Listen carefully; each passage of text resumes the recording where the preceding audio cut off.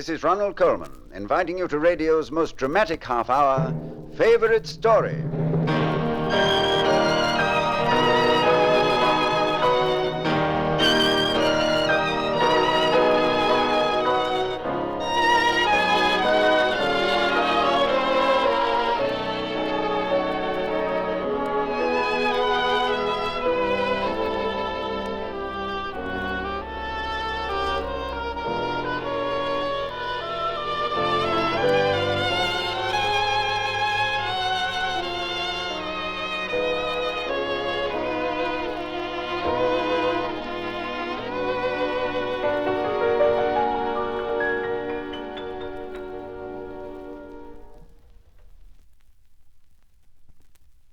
Somewhere in the archives of the Paris police, there is a story about a vanishing lady and a hotel room that disappears into thin air. By word of mouth, this tale has traveled around the world. Many a time has this yarn been spun on shipboard across the 7 seas, in clubs, around campfires, and in a score of different languages. Many accounts of it have been set down, one by Mrs. Belloc Lowndes, and more recently by the late Alexander Wolcott.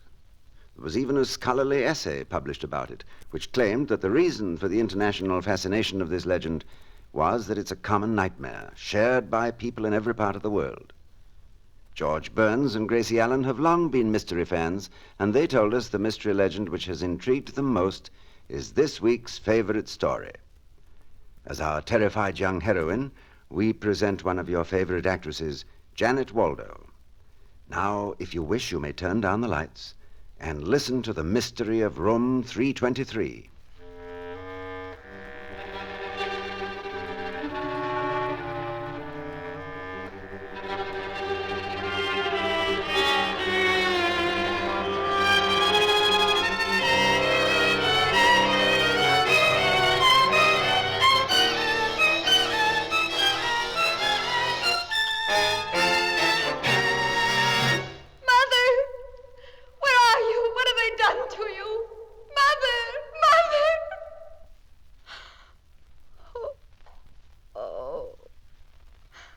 That nightmare again.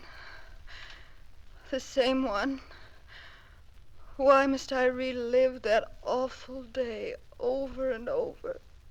It happened so long ago. But I still wake up at night thinking about it, screaming.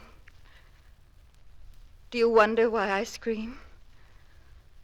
Do you wonder why one day in my life has caused this terror I cannot lose? Then listen and put yourself in my place. We'd lived in India for 10 years, my mother, my father, and I. Dad was a representative of an American firm in the district north of Madras. He traveled a great deal into strange territory. One day, we received word that my father had died quite suddenly, somewhere in the wilds of the hill country. The officials were so mysterious about it, we thought maybe they could be wrong. We waited months. We sent a party into the hills. They came back with ample proof. My father was dead.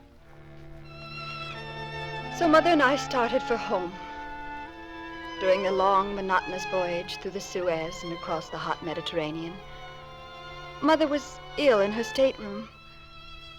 She assured me it was only grief and seasickness, so I never called the ship's doctor.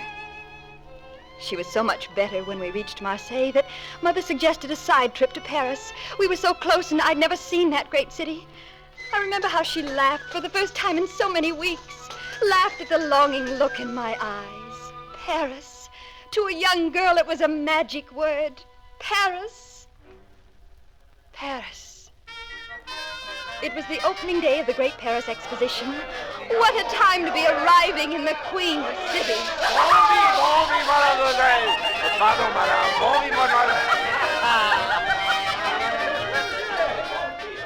We pushed our way through the crowds to our hotel, L'Hotel Marquis.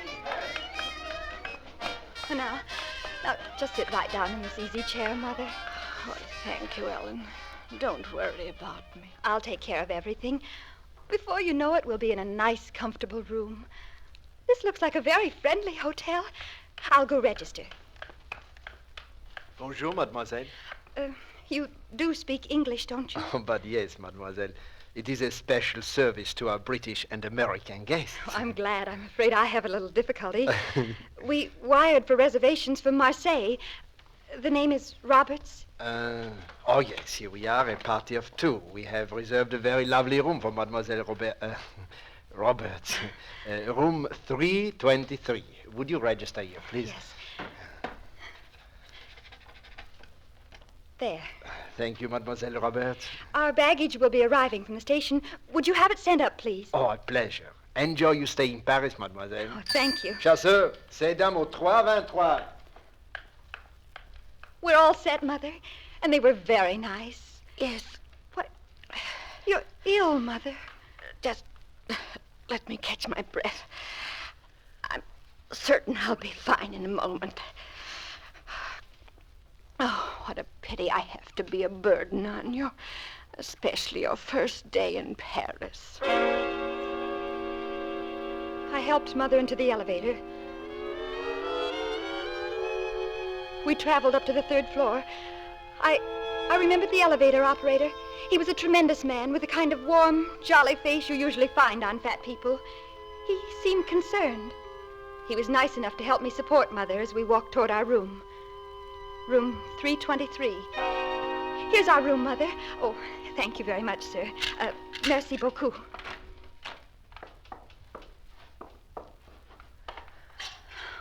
There we are. Now just slip off your shoes and take a nice sweet nap, right? Ellen, I don't mean to alarm you, dear, but you'd better phone for a doctor. I quickly phoned the desk. They told me there was a house doctor and that he'd be up in a moment. I made Mother as comfortable as I knew how. While she was resting, I had an opportunity to examine the room. It was an unusual room, one you couldn't easily forget. The wallpaper was red, almost blood red. The furniture was Louis XIV. The chandelier was glass with pendants of crystal hanging down which looked like large icicles. The carpet was cream-colored. There are moments in our lives when impressions are keener than ever. And I knew this room so well, I could have drawn a picture of it. It was the kind of room nobody could forget. Yes? C'est le médecin, mademoiselle. Oh, what? Oh, come in, Doctor. Mother hasn't been well, but she's been fine for the last few days. Huh? Then suddenly she took sick again this noon. Ah, oui. Open the eyes, madame. Now the mouth. La fièvre est très forte. Cœur très affaibli. Oh non, alors, pas ça. Que faire? Mademoiselle, my English is not too good, so I speak to you avec difficulty. It is very necessary for you to get medicine, a very special medicine. Anything at all, of course. It is a long way from here. It is at the place where I live. Oh, can I phone for it or send a messenger? Oh, no, this is not possible. I will give you the direction and a note for my wife. It will better be if you go you yourself. Oh, I don't like to leave Mother. I will stay with your mother, yes. Here. There is a carriage just outside the door of the hotel. Give this note to the driver. He will take you to the house. Alors, retiens cette demoiselle le plus longtemps possible. Here is another note for my wife. She will prepare the medicine. Now, quickly, go. Well, It is urgent. It is very necessary. Go. I hesitated for just an instant. Mother seemed to be in pain. I had to go. I ran for the elevator. The fat operator sensed I was in a hurry, and the car sped to the ground floor. I ran out into the street. The carriage was there. I handed the driver the note.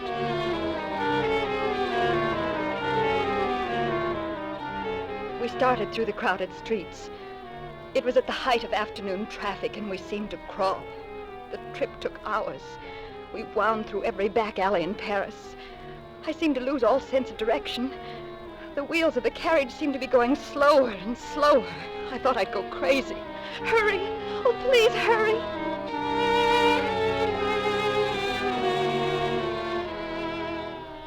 The snail pace of the carriage made me want to scream. It was a calculated monotony, slow torture. It's very important that you hurry. Please, please, please. At last we came to the doctor's house. I rushed up the stairs. Oh. Hello? Is anybody home? Oh, please come to the door. Oui? Here's a note from the doctor. Are you his wife? Entrez, s'il vous plaît. I followed her into a sitting room and she motioned me to a chair. I waited. I started to count my heartbeats. Every breath I took was a clock tick. How long could it take to fill a prescription? The first 10 minutes felt like 10 years. The next 10 minutes seemed like an eternity. After a half hour of waiting, I couldn't stand it any longer. Where are you? Where's the medicine?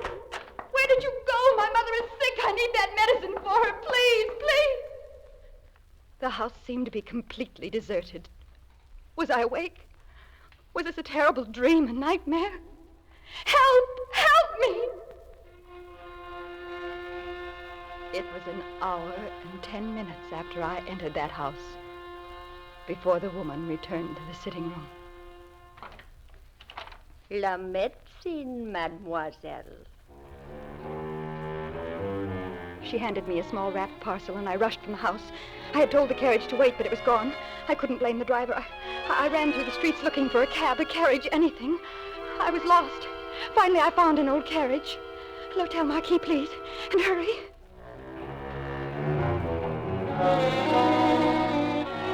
It was just a few blocks away.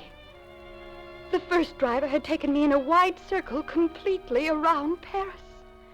Clutching the medicine in my hand, I rushed in the hotel. I didn't wait for the elevator, but ran up the stairs just as fast as I could. The door was locked. Doctor! Doctor, I'm back with the medicine. Let me in.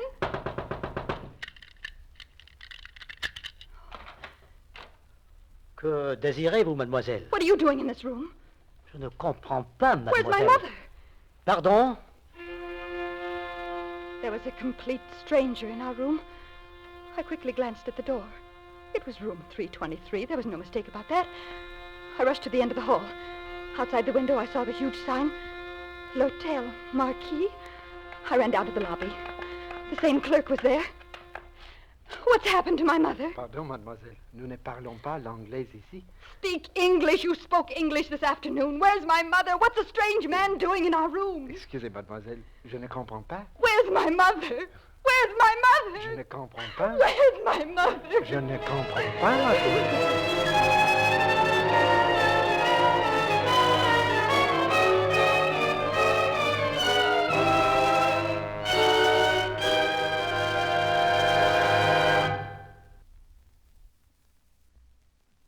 We're ready for Act Two of The Mystery of Room 323, the favorite story choice of the famous comedy team, Burns and Allen. Janet Waldo stars as the confused and lost young lady. So we return to the lobby of the Paris Hotel. Let's see if we can unravel the mystery of Room 323.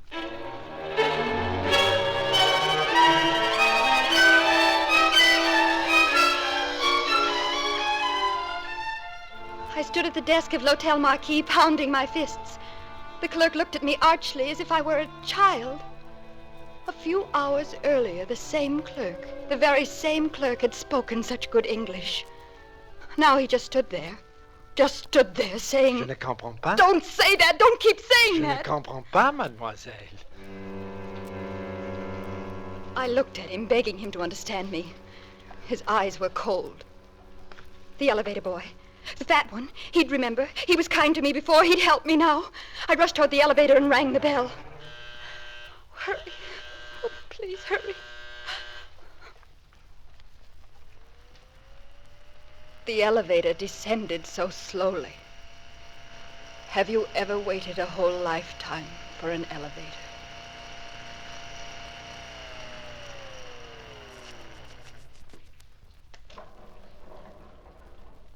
Mademoiselle? The elevator boy was thin. Thin as a rail.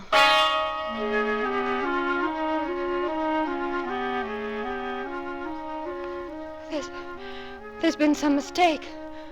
Some terrible mistake. It's possible I went to the wrong room. I must get this medicine to my mother. The doctor said it was urgent. When we reached the third floor, I rushed to the room. 323. 323. Here. Mother! Doctor! Une minute. A man's voice, not the doctor's. Oh, please, please. Mademoiselle, il n'y a personne, seulement moi. Qu'est-ce que vous désirez? The same man stood there in a robe dripping from his bath. I've got to see this room. Mademoiselle, c'est pas permis. I shoved my way past him into the room.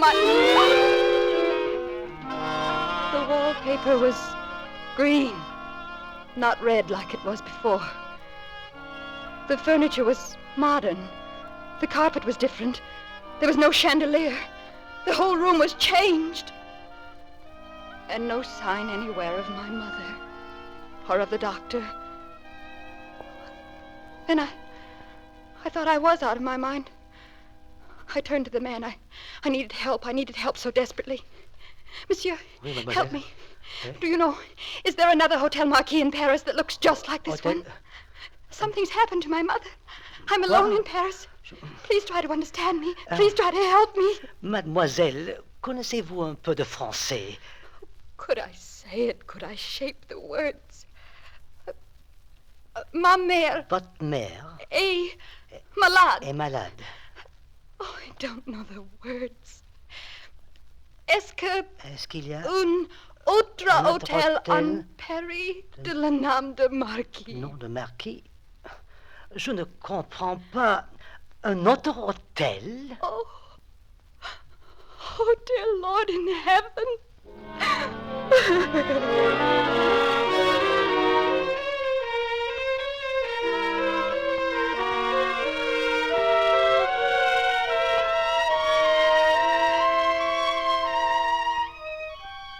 Somehow I found my way back to the lobby, feeling the way with my feet, not seeing because of the blur of tears.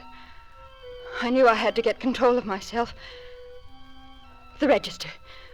This noon I signed the register. I didn't wait to ask. I didn't try to struggle with my bad French. I just walked up to the desk and grabbed the book. Mademoiselle, je vous en prie. My name was not in the register.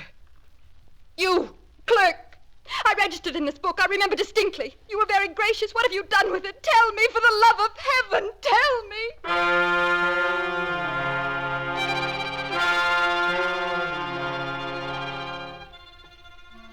He just stood there looking at me, shrugging, bowing, with the expression on his face that he didn't understand a thing I was saying. It must have been the wrong hotel. But how could I find the right one? The doctor. If I could find the doctor, he could tell me where the hotel was. His name would surely be on the medicine. Quickly, I tore off the paper wrapping.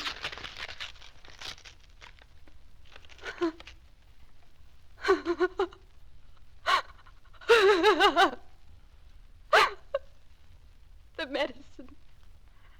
I had traveled halfway around Paris to get was just a bar of soap.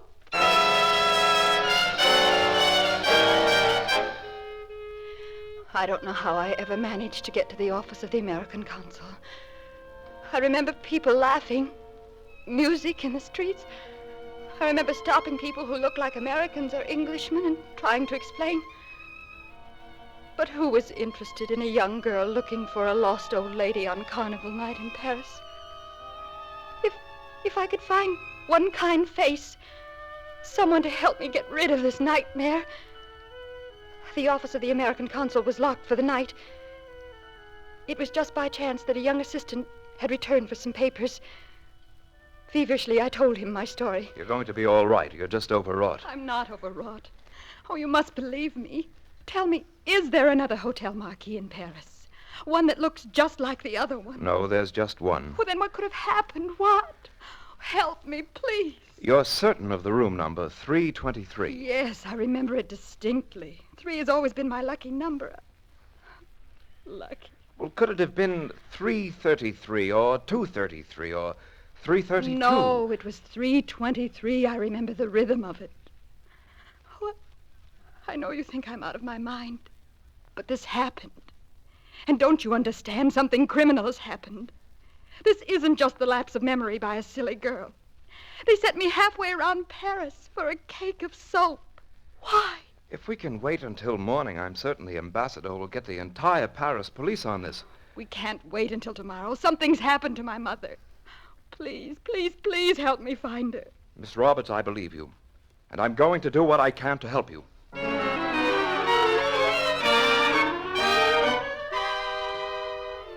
We went back to the hotel. The clerk gave us nothing but a shrug and a blank stare. So we went to the police. The young consul attaché spoke to them for a long time, arguing with them, pleading with them in my behalf. Finally, he gave up and turned to me. What did they say? Habeas corpus, or the French equivalent. Show them a body or a crime committed and they'll go to work. But my mother is missing, disappeared. Surely the police can do something about that. Well, they've put her name and description under missing persons. Put down her name. Miss Roberts, I see only one way to attack this problem. I'm going to believe you completely. I'm going to go along with you on everything you've said. You must. Fine. Then let's take the simplest ingredient of your story. Room 323 at l'Hotel Marquis had red wallpaper. Yes. That paper is now green. If that premise is accurate, there's a paper hanger involved in this someplace, and we're going to find him.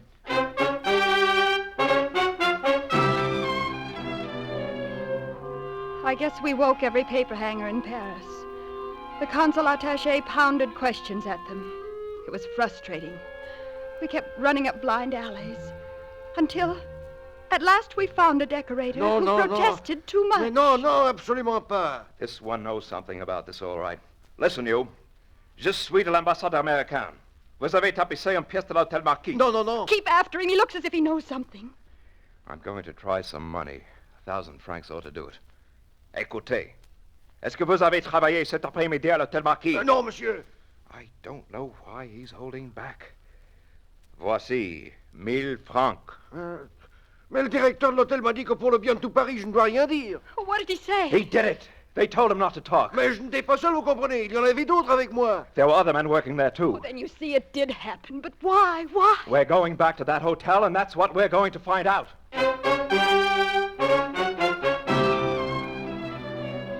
The consul attaché confronted the clerk with the facts. The paper hanger had admitted changing the furnishings of room 323 in a hurry during the time I was gone. The clerk sighed and motioned us into a room. He spoke very quietly, almost in a whisper, his eyes averted. Monsieur, que de millions et de millions de francs. He speaks English. Make him speak English. Very well, mademoiselle. I wished only to spare you. Spare me? What's happened? Tell me quickly. Where's my mother? Permit me to say something first. You understand that millions and millions of francs have been spent to attract tourists to Paris for the exposition. Where's my mother? If news of your mother's sickness leaked out, Paris would be emptied in the space of an hour. We would all be ruined. I don't understand. Where's my mother? She's dead. She died a few minutes after you left the hotel. It was necessary to do something drastic. You killed her. Oh, no. She died peacefully and naturally. The doctor knew the moment he entered your room how sick she was, and that is why he sent you away. But the room, the We furnishings. changed them, monsieur. We did everything to make the young lady think she never came here. But why? What was wrong with my mother? Can you tell us? La peste. La peste. What does that mean? Tell me. Miss Roberts, your mother died of the Black Plague.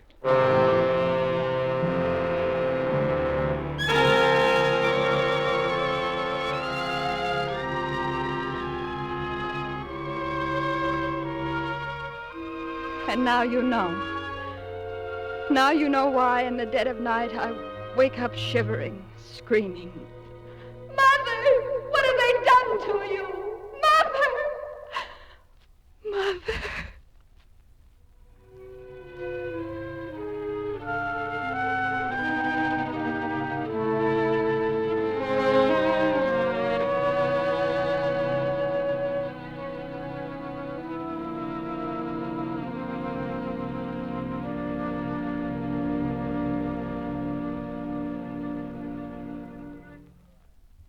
Well, that's the mystery of room 323, one of the most famous legends of the century. Many researchers into the realms of the mysterious claim it's a true story. Alexander Wolcott even traced it down to an actual newspaper account, published in the summer of 1889. Well, whether fact or fiction, it's still a great yarn.